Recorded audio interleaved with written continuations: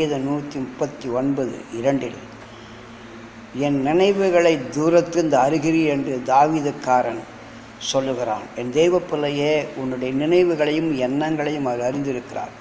எனவே தான் சொல்லுகிறார் சங்கீதம் 32:8 நான் உன் கண்ணை வைத்து ஆணையை சொல்லுவேன், நடக்க வேண்டிய வழி உனக்கு காட்டுவேன் என்று சொல்லி எரேமியா 17:10 சொல்லப்படுது. உள்ளத்தின் நினைவுகளை எண்ணங்களை உள்ளத்திரிகளை அறிந்திருக்க தகப்பன். இந்த காலை வேளையில் நீ எண்ணத்தை நினைத்து சோர்ந்து போய் தளர்ந்து போய் எதிர்காலத்தை குறித்து வருங்காலத்தை குறித்து என்ன நடக்குமோ என்று பாரத்தோடு இருக்கிற உன்னை பார்த்தா சொல்லுகிறார். உன் நினைவில் அறிந்திருக்கிறேன் என்று இருக்கிறார்.